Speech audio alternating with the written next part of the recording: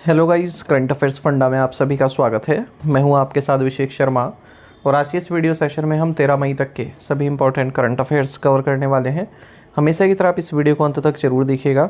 आज भी आपको काफ़ी कुछ जानने के लिए मिलेगा।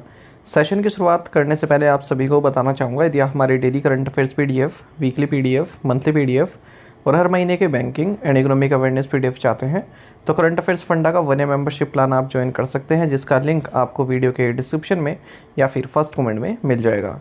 आपको बता दें, इस 1 ईयर मेंबरशिप प्लान के तहत जितना भी हमारा PDF कंटेंट है वो हम आपको 1 साल तक के लिए प्रोवाइड कराते हैं, जिसे आप डाउनलोड कर सकते हैं, प्रिंट आउट भी निकलवा सकते हैं। इसके लिए चाहे तो आप करंट अफेयर्स फंडा ऐप को यूज़ कर सकते हैं या फिर अपने लैपटॉप या सिस्टम की मदद से वेब लॉगिन भी कर सकते हैं। कोई भी आपका एग्जाम हो, बैंकिंग, SSC, रेलवे या फिर स्टेट PCS, जहाँ पर भी जनरल अवेयरनेस या करंट अफेयर्स पूछे जाते हैं, सभी एग्ज़ाम्स के लिए हमारा PDF कंटेंट काफ़ी यूज़फुल है। दूसरा कोर्स हमारा बैंकिंग अवेयरनेस का है। कंप्लीट बैंकिंग अवेयरनेस हमने आपको इसमें पढ़ाया है। न केवल आपके बैंकिंग मेंस एग्ज़ाम, बल्कि अगर आप बैंकिंग इंटरव्यू देते हैं जैसे SBI PO, IBPS PO, RRB PO या फिर RBI ग्रेड बी, इन एग्ज़ाम्स में जो इंटरव्यू में क्वेश्चंस आपसे पूछे जाते हैं वो भी आप टैकल कर पाएंगे इस कोर्स को पढ़कर। साथ ही साथ SSC, रेलवे, स्टेट PCS जैसे एग्जाम्स में इंडियन इकोनॉमी के जो क्वेश्चंस पूछे जाते हैं, GDP पर क्वेश्चन बार बार पूछे जाते हैं, 5 ईयर प्लान पर अब तक क्वेश्चन पूछे जा रहे हैं, नीति आयोग पर क्वेश्चन पूछते हैं, types of poverty, types of inflation, types of unemployment, capital market, money market, different types of economic curves और RBI, SEBI, SIDBI, IRDI, different types of banks, private bank, public sector banks, RRBs, small finance bank, payment bank, सब कुछ इसमें cover है। साथ ही यदि आप insurance sector के exams देते हैं तो एक डेडिकेटेड चैप्टर इंश्योरेंस सेक्टर से भी संबंधित है। इसमें इंश्योरेंस सेक्टर का जो भी बेसिक्स है वो क्लियर किया गया है। डेमो वीडियो लेक्चर्स और डेमो PDFs भी अवेलेबल है करंट अफेयर्स फंड ऐप पर। उन्हें आप देख सकते हैं कोर्स बाय करने से पहले। उनसे आपको एक आइडिया मिल जाएगा किस तरह कंटेंट हमने आपको इन कोर्सेज में प्रोवाइड कराया है। तो ये दोनों ही कोर्सेज सेपरेट कोर्सेज हैं, अलग अलग बाय करने होते हैं। 1 साल की वैलिडिटी दोनों ही कोर्सेज की है। मिलेंगे कहाँ पर? करंट अफेयर्स फंडा ऐप पर। ऐप का लिंक वीडियो के डिस्क्रिप्शन में भी दिया गया है और फर्स्ट कमेंट में भी पिन कर दिया गया है। तो आप लिंक पर क्लिक कीजिएगा, ऐप को इंस्टॉल कीजिएगा, लॉगिन करके ये कोर्सेज आपको वहाँ पर दिख जाएंगे। फिर भी कोई डाउट अगर आपका रहता है तो हमारा कस्टमर केयर नंबर है 8448169188। इस पर आप कॉल कर सकते हैं या फिर व्हाट्सएप करके भी जानकारी प्राप्त कर सकते हैं। तो बिना किसी देरी के शुरुआत करेंगे इस वीडियो सेशन की। क्वेश्चन ऑफ द डे से शुरुआत करेंगे हमेशा की तरह। इसका आंसर आपको अभी कमेंट बॉक्स में करना होता है। पूछ रहा है कि जगुआर लैंड रोवर की मूल कंपनी कौन सी है? Which is the parent company of Jaguar land rover? Options हैं BMW, टोयोटा, हुंडई या फिर टाटा मोटर्स। जल्दी से आंसर कर दीजिए, फिर हम आगे बढ़ते हैं। और इसी तरह के क्वेश्चन यदि आप प्रैक्टिस करना चाहते हैं तो हमें टेलीग्राम पर जरूर ज्वाइन करें। करंट अफेयर्स फंडा नाम से हमारा टेलीग्राम चैनल है।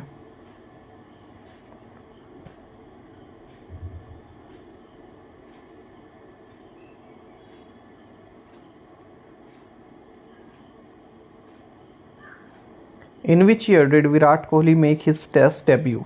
विराट कोहली ने किस वर्ष टेस्ट क्रिकेट में पदार्पण किया था? ऑप्शंस आपके सामने है। सही आंसर ऑप्शन सी है 2011। आप सभी जानते हैं कि विराट कोहली ने टेस्ट क्रिकेट से रिटायरमेंट की घोषणा कर दी है। 14 साल का इनका कैरियर रहा है टेस्ट क्रिकेट का, जिसमें इन्होंने 130 टेस्ट मैच खेले, उनमें से 68 में इन्होंने कप्तानी की। ओवरऑल 9,230 रन इन्होंने स्कोर किए हैं, 30 शतक और 31 अर्धशतक बनाए हैं 46.85 के एवरेज से। देखिए यहाँ से क्वेश्चन पूछा जाएगा विराट कोहली से, क्योंकि जब कोई बड़ा क्रिकेटर रिटायर होता है तो क्वेश्चन आपके एग्ज़ाम में बनते हैं आने वाले एग्ज़ाम्स में। इनका जो फाइनल टेस्ट अपीयरेंस था वो 2024-25 का जो बॉर्डर गावस्कर ट्रॉफी रही ऑस्ट्रेलिया में, वहाँ खेला इन्होंने लास्ट अपना। और 2011 में इन्होंने अपना टेस्ट डेब्यू किया था वेस्ट इंडीज़ के अगेंस्ट। इंडिया के मोस्ट सक्सेसफुल टेस्ट कैप्टन है ये। 68 टेस्ट में इन्होंने कैप्टनसी करी, उनमें से 40 इन्होंने जीते हैं। इनकी कैप का नंबर है 269, यानी कि टेस्ट मैचेस में भारत को रिप्रेजेंट करने वाले ये 269वें प्लेयर रहे हैं, 269th प्लेयर रहे हैं। MS धोनी की कैप्टनसी में इन्होंने टेस्ट डेब्यू किया था। Which country won its 4th consecutive BWF Sudirman cup title recently? हाल ही में किस देश ने अपना लगातार चौथा BWF सुदीरमन कप खिताब जीता है? BWF मतलब badminton world federation. Answer is China, option A. तो पीपल्स रिपब्लिक ऑफ चाइना, इन्होंने अपना चौथा consecutive BWF Sudirman cup title जीता है और ओवरऑल इनके 14th बैडमिंटन टाइटल है। जियामिंग चाइना में ये हुआ है। तो जो होस्ट है चाइना, इन्होंने रिपब्लिक ऑफ कोरिया यानी कि साउथ कोरिया को हराया है 3-1 से फाइनल में। सुधीरमन कप एक बाइनियल यानी कि 2 साल में एक बार होता है ये बैडमिंटन चैंपियनशिप पे। यहाँ से स्टैटिक जी के क्वेश्चन भी बनते थे पहले, अब तो इस तरह क्वेश्चन कम बनते हैं कि कौन सी ट्रॉफी किस स्पोर्ट से संबंधित है। तो फिर भी याद रखिएगा सुधीरमन कप ये बैडमिंटन से रिलेटेड है।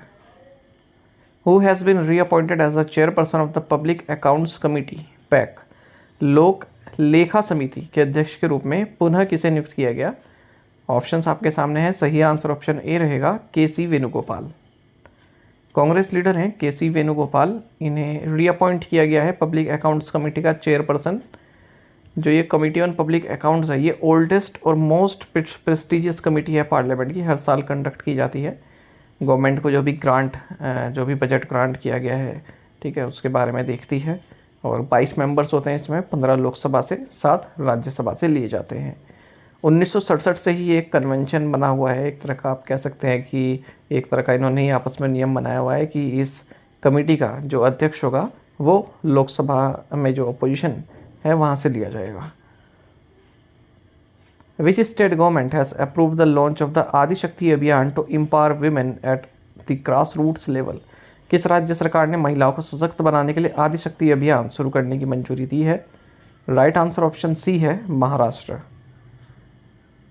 तो देखिए ग्रास रूट लेवल पर महिलाओं को सशक्त बनाने के लिए महाराष्ट्र कैबिनेट ने आदिशक्ति अभियान को लॉन्च करने को मंजूरी दे दी है। और ये मंजूरी मिली है अहिल्याबाई होलकर की 300th बर्थ एनिवर्सरी के मौके पर। तो जो भी स्कीम्स हैं महिला और बच्चों के लिए चलाई जा रही है उन्हें इफ़ेक्टिवली किस तरह से इम्प्लीमेंट किए जाए, किस तरह से अवेयरनेस महिलाओं में फैलाई जाए कि उनके लिए क्या क्या स्कीम्स हैं, उस सबको कवर किया जाएगा आदिशक्ति अभियान में। जैसे मेल न्यूट्रिशन भी है, इन्फेंट एंड मैटरनल मोर्टेलिटी है, डोमेस्टिक वायलेंस है, सेक्सुअल हैरेसमेंट है, चाइल्ड मैरिज है, और साथ ही पंचायती राज सिस्टम में महिलाओं के पार्टिसिपेशन को बढ़ाने पर भी जोर दिया जाएगा। Which state government has launch the Jyoti program for children of migrant workers? किस राज्य सरकार ने प्रवासी श्रमिकों के बच्चों के लिए ज्योति कार्यक्रम शुरू किया है? ऑप्शंस आपके सामने हैं। सही आंसर ऑप्शन ए है, केरल। ज्योति अगर आपने पढ़ा ना हो कभी, ये करंट अफेयर अगर आपके एग्जाम में आ जाए तब आप तो कन्फ्यूज़ हो जाते हो ऑप्शन देख के कि ये तो ज्योति इधर हम लोग नॉर्थ में बोलते हैं और ऑप्शन सारे साउथ के हैं। अगर इसमें आपको एक ऑप्शन में उत्तर प्रदेश दे देता और आपने पढ़ाना होता तो आप उत्तर प्रदेश टिक कर देते, ठीक है। तो इन चीज़ों को ध्यान रखेंगे। केरल में लोग हिंदी जानते हैं। मैं गया था केरल तो मुझे लगा वहाँ पर कैसे जो है कम्युनिकेशन बैरियर रहेगा, पर मैं शॉक्ड हो गया वहाँ पर जानकर जब देखा कि काफ़ी लोग वहाँ पर हिंदी जानते हैं क्योंकि उनके करिकुलम में स्कूल में पढ़ाई जाती है हिंदी। केरल गवर्नमेंट ने कॉम्प्रिहेंसिव इनिशिएटिव लॉन्च किया है जिसका मकसद है जो माइग्रेंट वर्कर्स के बच्चे हैं उनको एजुकेट करना। स्कीम का नाम है ज्योति। तो जो भी माइग्रेंट वर्कर्स हैं उनके जो बच्चे हैं जिनकी 3 से 6 साल तक के, उन्हें आंगनवाड़ी में भेजा जाए, और जो 6 या उससे ऊपर के हैं उन्हें पब्लिक स्कूल्स में जोड़ा जाए। Which state government has launch the Pandit Lakshmichand Kalakar Samajik Samman Yojana? किस राज्य सरकार ने पंडित लक्ष्मीचंद कलाकार सामाजिक सम्मान योजना शुरू की है? ऑप्शंस आपके सामने हैं। सही आंसर ऑप्शन बी रहेगा, हरियाणा। हरियाणा गवर्नमेंट ने डिसाइड किया है कि हम नई स्कीम लॉन्च कर रहे हैं, इसका नाम है पंडित लक्ष्मीचंद कलाकार सामाजिक सम्मान योजना। इस स्कीम का मकसद है जो financial and social economic condition है, जो सोशल आर्टिस्ट रहे हैं, आर्ट स्कॉलर्स रहे हैं, जो अब बूढ़े हो चुके हैं और अब काम नहीं कर पा रहे हैं, तो उनकी स्थिति बेहतर करना, और 10,000 रुपये per month financial support government की ओर से ऐसे लोगों को दिया जाएगा जो भी एलिजिबल आर्टिस्ट हैं। Who has been announced as the recipient of the prestigious humanitarian award at the 72nd Miss World Festival? 72वें मिस वर्ल्ड फेस्टिवल में प्रतिष्ठित मानवतावादी पुरस्कार के प्राप्तकर्ता के रूप में किसे घोषित किया गया है? राइट आंसर ऑप्शन ए है, सोनू सूद। तो मिस वर्ल्ड ऑर्गेनाइजेशन ने जाने माने एक्टर और सूद चैरिटी फाउंडेशन के फाउंडर सोनू सूद को ह्यूमैनिटेरियन अवार्ड देने की घोषणा की है 72nd मिस वर्ल्ड फेस्टिवल के ग्रैंड फिनाले में, जो कि हैदराबाद तेलंगाना में हुआ है। और क्यों दिया जा रहा है? क्योंकि कोविड-19 के दौरान हम सब जानते हैं उन्होंने जो फिलैंथ्रोपिक वर्क किया उसी को रिकॉग्नाइज किया है। Which cricket board has announced a ban on transgender women competing in all levels of women's cricket? किस क्रिकेट बोर्ड ने महिला क्रिकेट के सभी स्तरों पर ट्रांसजेंडर महिलाओं की प्रतिस्पर्धा करने पर प्रतिबंध की घोषणा की है? राइट आंसर ऑप्शन सी है England and Wales cricket board. Transgender महिलाएं ये अब महिला क्रिकेट के किसी भी लेवल पर कम्पीट नहीं कर पाएंगी इंग्लैंड में, ऐसा England and Wales cricket board ने अनाउंस किया है। हालांकि ये लोग open and mix cricket categories में खेल सकती हैं। तो नवंबर 2023 में जो इंटरनेशनल क्रिकेट काउंसिल है उसने भी अनाउंस किया था कि ऐसी ट्रांसजेंडर महिलाएं जो कभी मेल रह चुकी हैं वो महिलाओं की कैटेगरी में खेलने के लिए जो है नहीं है, वैध नहीं है, एलिजिबल नहीं है। Which bank has launch the new credit card called solitaire? किस बैंक ने सोलिटेयर नामक क्रेडिट कार्ड लॉन्च किया है? ऑप्शंस आपके सामने है, सही आंसर ऑप्शन डी रहेगा कोटक महिंद्रा बैंक। देखिए ऐसे ट्रैवलर्स जो कॉम्प्लीमेंट्री एयरपोर्ट लॉन्च एक्सेस चाहते हैं अपने प्राइमरी और add on card holders and guest के लिए, उनके लिए कोटक महिंद्रा बैंक ने एक नया क्रेडिट कार्ड लॉन्च किया जिसका नाम है solitaire. This card offers unlimited and free domestic and international airport lounge access for both primary and add on card holders. Under the expanded credit guarantee scheme for startups (CGSS), the ceiling on guarantee cover per borrower has been increased from rupees 10 crore to what amount? Startups के लिए विस्तारित credit guarantee योजना के तहत प्रति उधारकर्ता guarantee cover की अधिकतम सीमा 10 करोड़ रुपए से बढ़ाकर कितनी राशि कर दी गई है? ऑप्शंस आपके सामने हैं, सही आंसर ऑप्शन सी है 20 करोड़ रुपीज़। तो department for promotion of industry and internal trade, ministry of commerce industry ने credit guarantee scheme for startups CGSS जिसे बोलते हैं इसको एक्सपेंड किया है और जो सीलिंग है गारंटी कवर की पर बोरोवर उसको 10 करोड़ रुपए से बढ़ाकर 20 करोड़ कर दी है। Extend of guarantee cover provided has also been increase to 85% of the amount in default for loan up to 10 crore and 75% of the amount in default for loan amount existing 10 crore. देखिए बात क्या है, जो स्टार्टअप्स होते हैं उनको लोन दिया जाता है बैंकों के द्वारा। अब अगर डिफ़ॉल्ट कर जाए स्टार्टअप, पैसे ना दे पा रहे हैं, तो सरकार गारंटी देती है उन बैंक्स को कि हम पैसा देंगे आपको अगर ये डिफ़ॉल्ट कर देते हैं, लेकिन आप इन्हें जब इनको लोन की ज़रूरत है तो आप इनको लोन दीजिए। तो अब क्या है, सरकार ने क्या कहा है कि जो पर बोरोवर है उसके लिए हम 20 करोड़ रुपए तक का आपको गारंटी कवर देंगे। यानी कि बैंक को कहा है कि 20 करोड़ रुपए तक का हर्जाना हम देंगे आपको अगर कोई स्टार्टअप डिफ़ॉल्ट कर जाता है। पहले 10 करोड़ रुपए तक का दिया जाता था। ये कहा है कि अगर 10 करोड़ रुपए तक का डिफ़ॉल्ट हो जाता है, ठीक है, तो 85% अमाउंट हम आपको देंगे। यदि 10 करोड़ से ज़्यादा का हो जाता है तो 75% of the amount in default हम आपको देंगे। Annual guarantee fee for startups in 27 champion sector, इसको भी रिड्यूस कर दिया गया है, 1% पर एनम कर दिया गया है, पहले 2% पर एनम था। गवर्नमेंट ने ये स्कीम नोटिफाई किया था 6 अक्टूबर 2022 को, ताकि जो स्टार्टअप्स हैं उनको लोन प्राप्त हो सके शेड्यूल्ड कमर्शियल बैंक से, ऑल इंडिया फाइनेंस इंस्टीट्यूशन से, नॉन बैंकिंग फाइनेंशियल कंपनीज से, सेबी रजिस्टर्ड जो अल्टरनेटिव इन्वेस्टमेंट फंड है, इन सभी से। तो एक बार जब इन सभी संस्थाओं को गारंटी मिल जाती है कि हमारा लोन वापस मिल जाएगा तो ये लोग दे देते हैं फिर। The CK Birla group has rebranded itself as, CK Birla समूह ने अपना पुनः ब्रांडिंग किस तरह से किया है? राइट आंसर ऑप्शन सी है CK Birla group. CK Birla group ने अपने को दोबारा से नाम चेंज किया है, सीके बिरला ग्रुप कहा है इन्होंने, और इसके चेयरमैन है CK Birla. CK Birla group new Delhi based company है, मतलब कॉन्ग्लोमेरेट है, कई सारी कंपनीज में आती है, ब्रांड आते हैं जैसे Orient Electric, Orient Cement, Birla Nu, national engineering industries, Birlasoft, ये सभी, Orient paper and industries. NLC India Renewables has signed a power purchase agreement for its upcoming solar project with which state utility? NLC India Renewables ने अपनी आगामी सौर परियोजना के लिए किस राज्य की कंपनी के साथ विद्युत खरीद समझौते पर हस्ताक्षर किए हैं? राइट आंसर ऑप्शन सी है राजस्थान राज्य विद्युत उत्पादन निगम। NLC India Renewables ने पावर परचेज एग्रीमेंट साइन किया है अपने आने वाले 810 मेगावाट सोलर पावर प्रोजेक्ट के लिए राजस्थान राज्य विद्युत उत्पादन निगम के साथ। तो गूगल सोलर पार्क जो बीकानेर डिस्ट्रिक्ट में है, यहाँ पर ये प्रोजेक्ट बनाया जा रहा है। Which two organization sign an MOU to collaborate on classical and quantum communication technologies?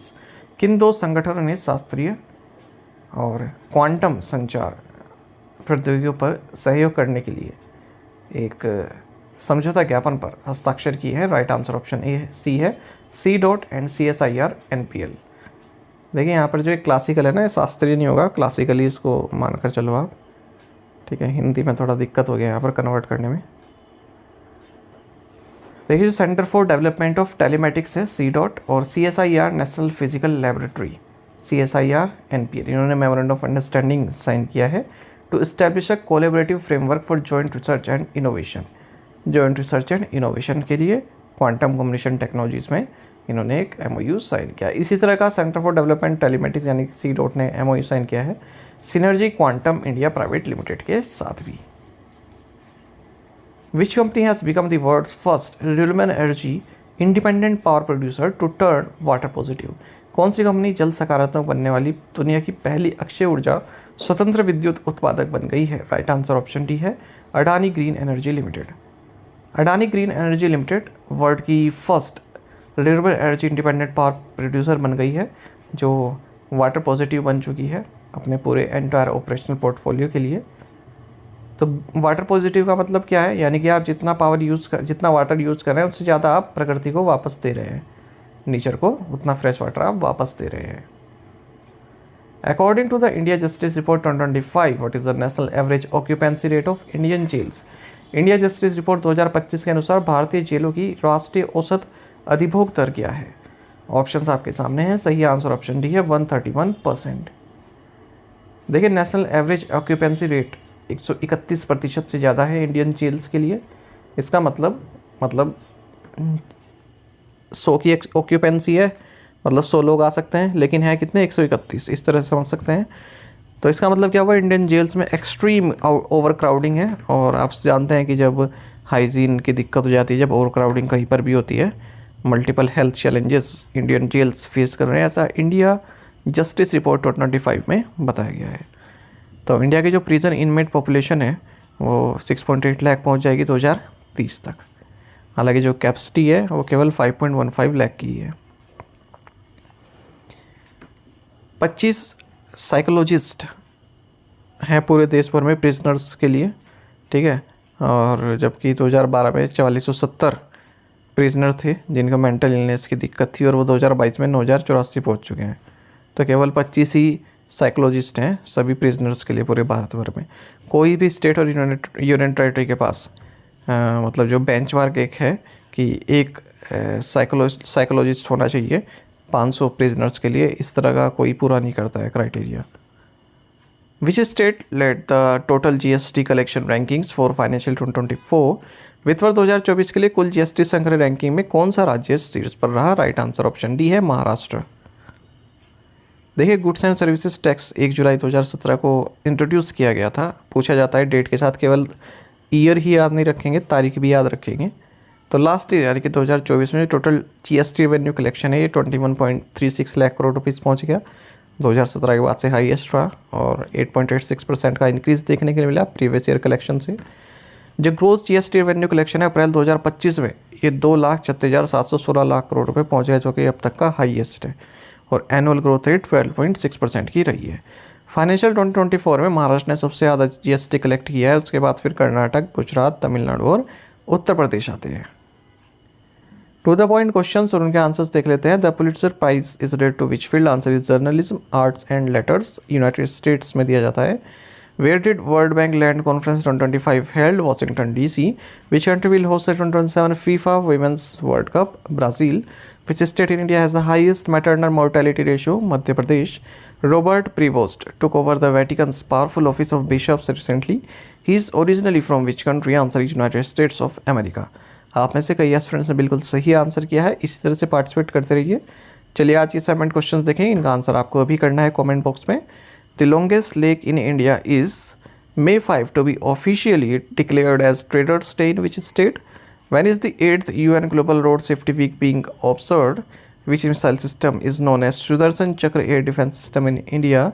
Who has been appointed as the first ever brand ambassador from India for the prestigious French luxury fashion house Chanel? इन पांचों questions के answer आपको comment box में करने हैं। यदि ये question का answer भी आता है तो भी आप हमें कमेंट बॉक्स में बताइएगा। ज़्यादा से ज़्यादा संख्या पार्टिसिपेट करने की कोशिश कीजिए। पार्टिसिपेशन बहुत ही कम हो रहा है, केवल 2-3 एस्पिरेंट्स ही हैं जो आंसर करते हैं। साथ ही में टेलीग्राम पर आप जरूर ज्वाइन कर लीजिएगा। करंट अफेयर्स फंडा नाम से हमारा टेलीग्राम चैनल है, यहाँ पर रेगुलर वीडियो अपडेट्स और करंट क्विज में आप सभी के लिए डालते रहते हैं। Thank you guys.